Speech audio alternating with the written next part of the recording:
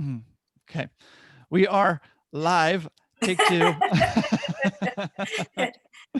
Yeah, Theresa and Kathryn, thank you so much for taking the time to chat with me today. I'm so sorry that the original Facebook Live plan didn't go through, and that's totally on me for not doing enough background research. I just kind of, believed that it would work, and it didn't. So here we are on Zoom, but we will upload this conversation to the Facebook event so that everybody who wanted to chat or wanted to hop into the live conversation can do so afterwards here. So, how are you?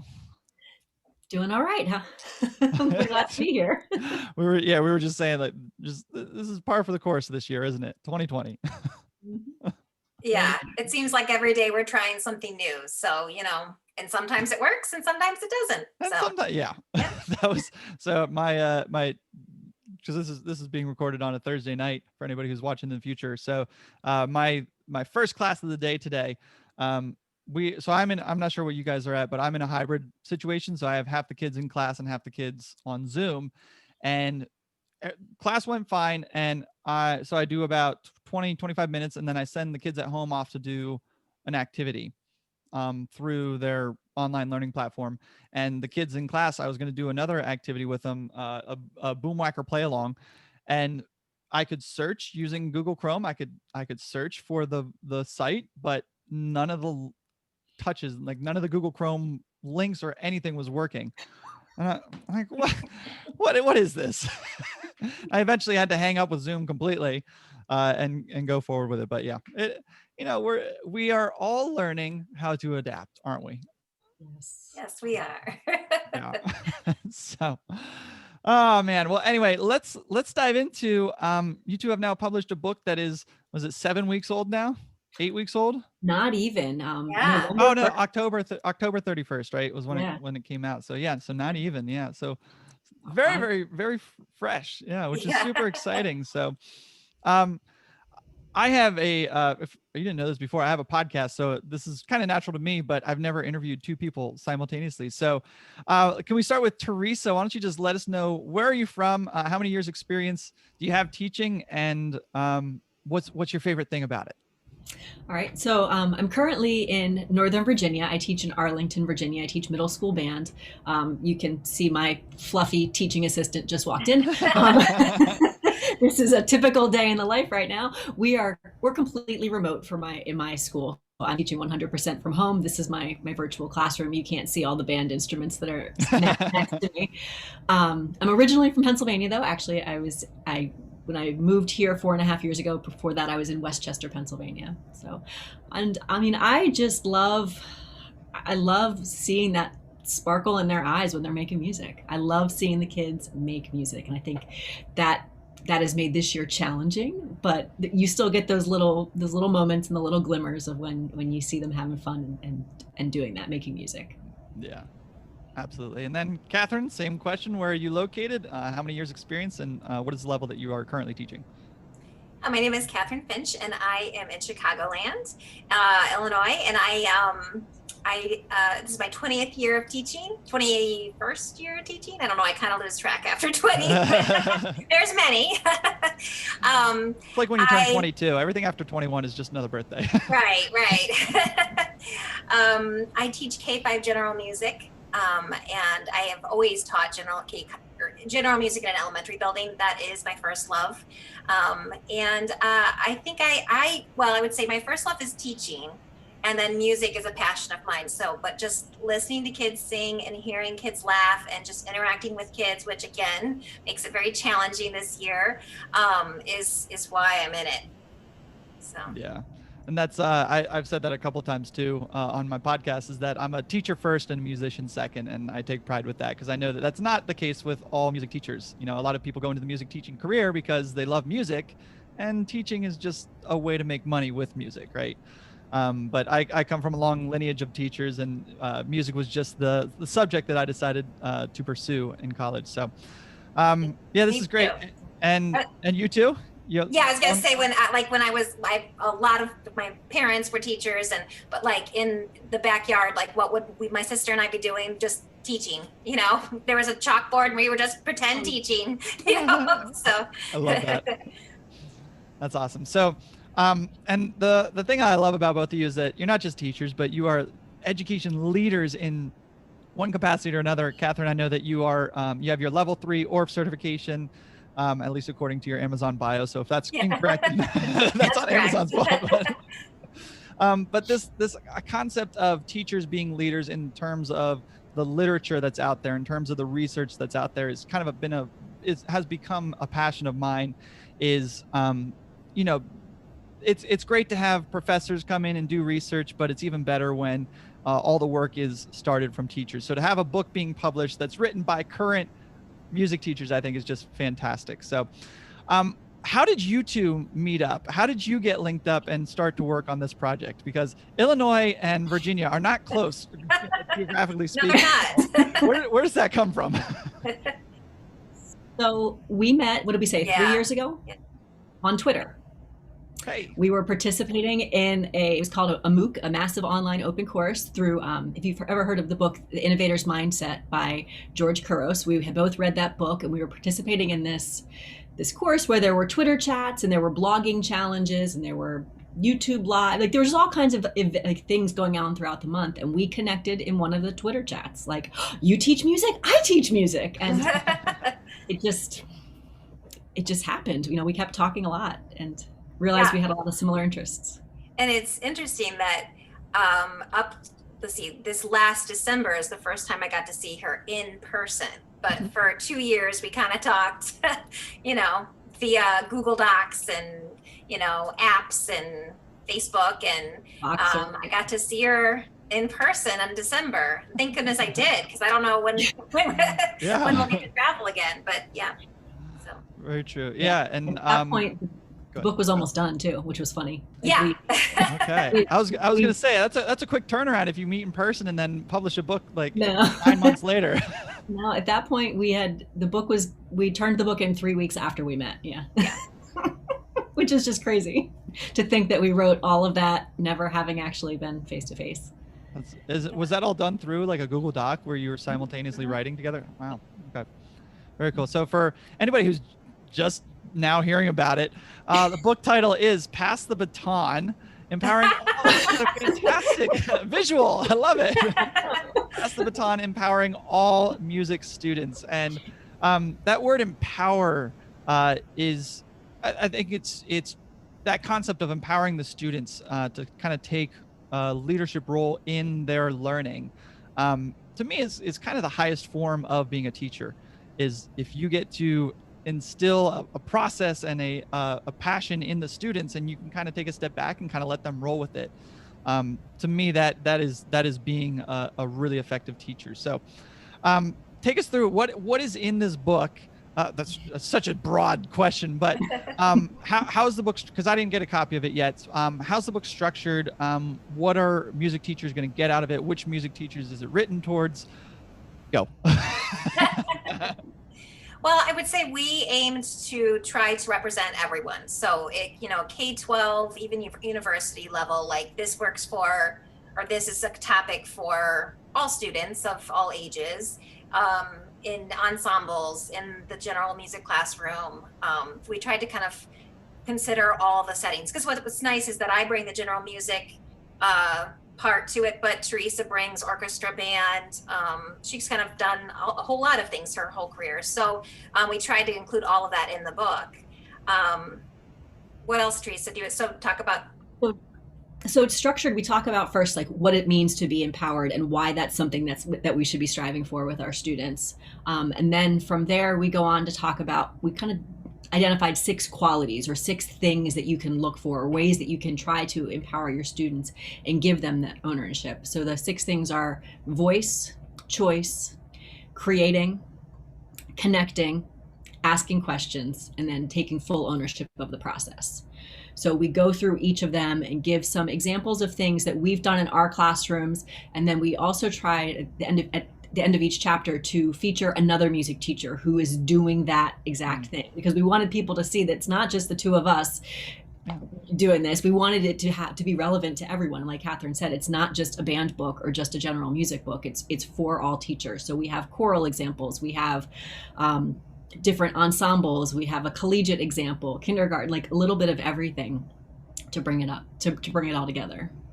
Yeah, that's so cool, because if you look at I've been Theresa, you got your master's at Westchester, and I'm currently at Westchester, so that was a fun little thing that we realized Yeah. later. But the concept of the music program being vocal, choral, and orchestral, right? That is the three those are the three legs that hold up the stool of music education in terms of middle school, high school programs. So, and a lot of the programs that I went through, and a lot of what I've seen is very much of, you've got the teacher up at the front with the baton, hence the book title, I'm sure. But and they pick the music, they pick the way that they're going to practice and rehearse the music.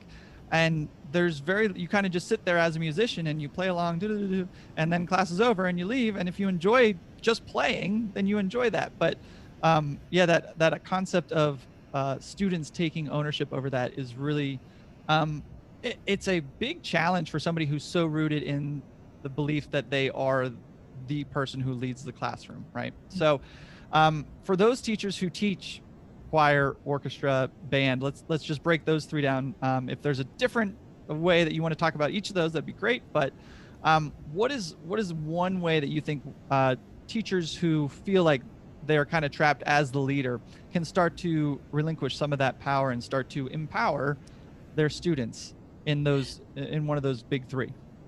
I mean, there's so many different ways, and it just starts with little things too. It's not saying that the conductor no longer has a role, right? Because that's not true. We know that the conductor needs to be there and that there's purpose. In fact, yeah, I sometimes laugh because my master's was in wind conducting, and you're taught that you've got this magic stick that's gonna make it all happen. And everybody's going to look at it perfectly, and everybody's going to be perfectly in tune. Right. Which there was much more to the master's degree than just that. Yes. That's not. But you know what I mean? Like, we have that idea that like we're going to be in control of everything. And so the first step is just thinking, okay, I don't need to be in control of everything. It's okay. I mean, one thing that I've done with all the different grade levels I've taught is just put a kid on the podium every once in a while, even if it's just for warm-ups. If you have a warm-up routine that you've been doing for the last several weeks and the kids seem to know it, put a kid up there, say, hey, you lead this. Or ask for volunteers. Who wants to get up in front? Or who wants to even just choose our warm-up for today?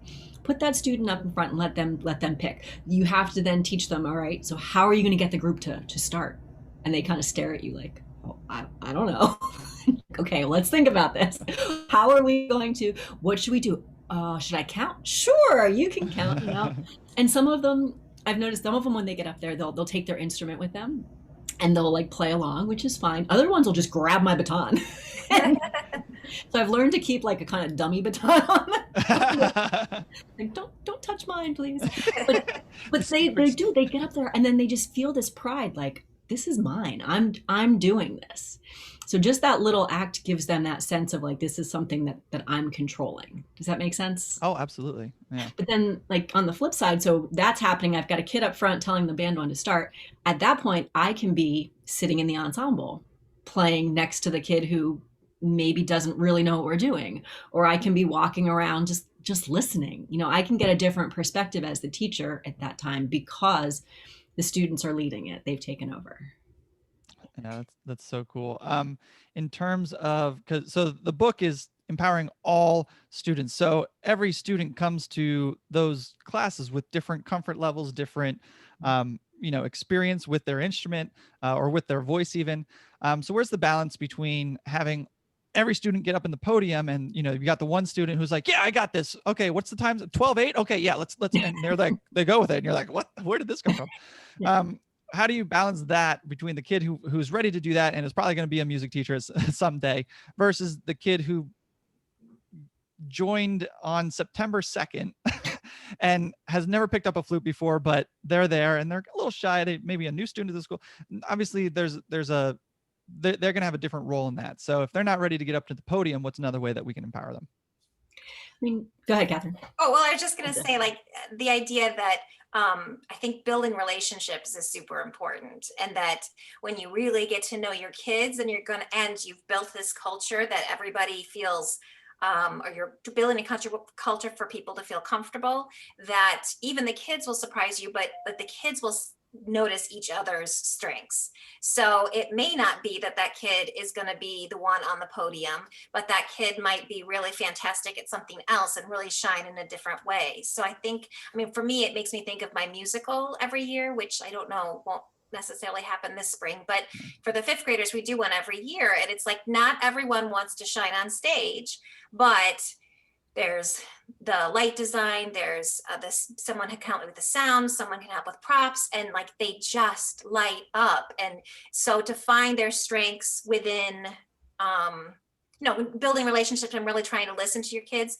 you'll find opportunities. And someone will even say, and that quiet kid will say, like, I play piano, could I like record myself playing piano and you could play the video of me playing the piano, because I want to share but I don't want to share? And I'm like, sure.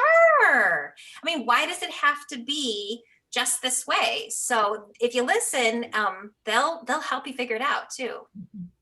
Yeah, absolutely. Yeah, that the relationship with the students is such an important part of finding everything out, because like you said, you don't know those comfort levels unless you know the student pretty well too. So yeah.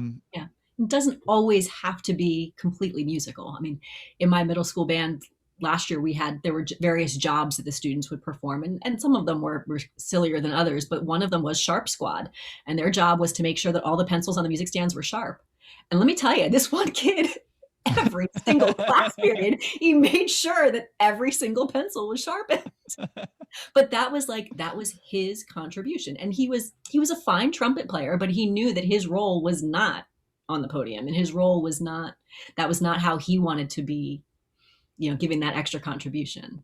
So. And I think the other thing too is when you get them comfortable, or you get them where they feel like it's part of their they're part of the group, then you might get them on the podium or whatever it is that you want to get them to. Like, then you can start to call them a composer, or call them, a musician, or whatever it is that you're working on.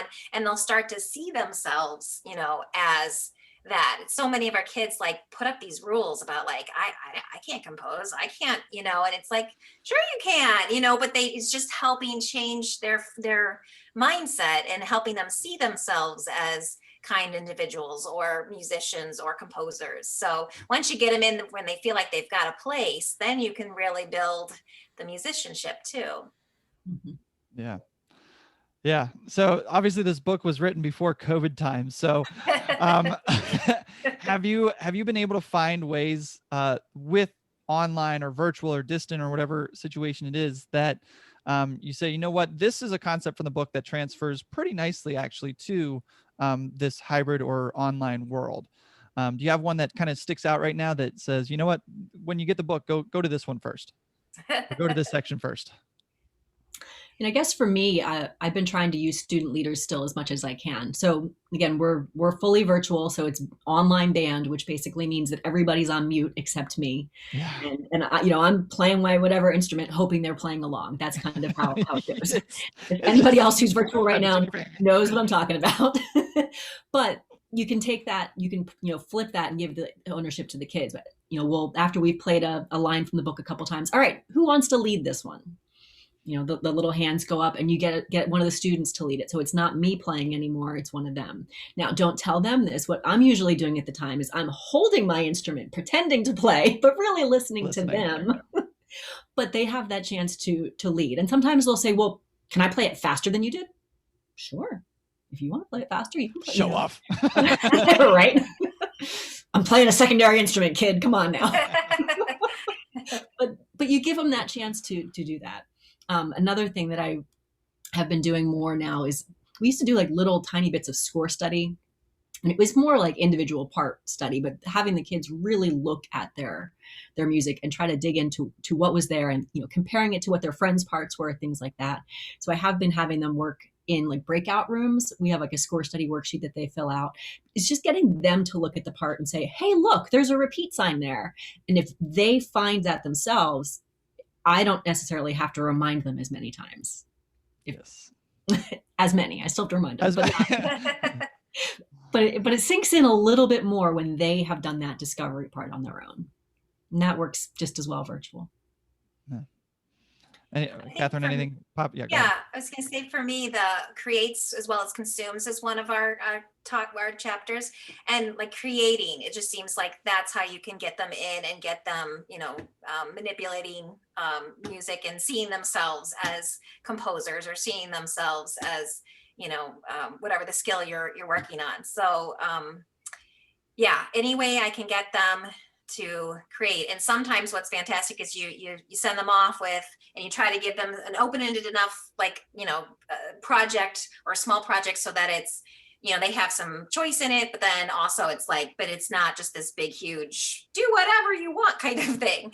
But I'll have some kids who are like, is it okay if I put my rhythm that I just made on my, snare drum, and then I'm gonna, put in the, like do all these, you're like, sure, but they just kind of run with it, which is awesome. But yeah, so the creating, I think I've found has been, really engaging for the kids, and that's been something that works.